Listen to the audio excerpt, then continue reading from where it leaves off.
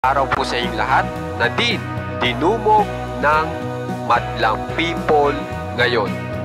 Welcome po sa Juan Katawa. Ngayon po, tingnan po natin kung ano po ang nangyayari sa buhay ni Nadine Lustre ngayon.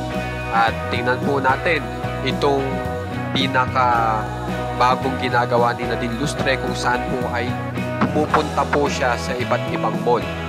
At dahil nga po napunta siya sa iba't ibang mall, talagang dinumog na po siya ng mga madlang people. At ipakita ko nga pala yung mga larawan po ni Nadine Lustre kung saan ay nandun na po siya sa mga mall. Kung saan meron po siyang pinopromote na isang produkto.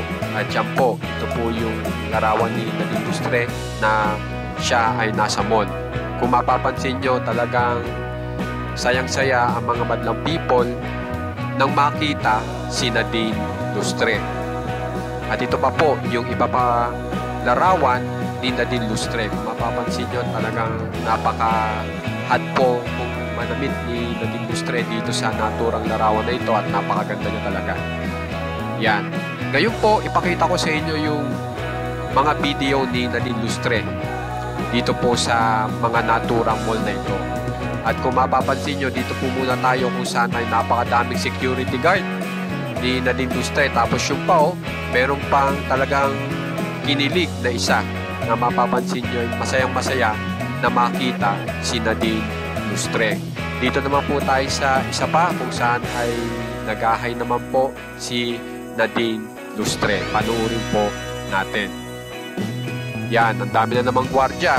Ultimo yung security guard na lalaki, kung napansin nyo, napangiti rin po kay Nadine Lustre. Masayang nandun po si Nadine Lustre. Yan, tinapauli natin. Yan, itong isang ito. Yan o. Ayun, yung ngingiti yan. Ayun, ngumiti. Diba po ba?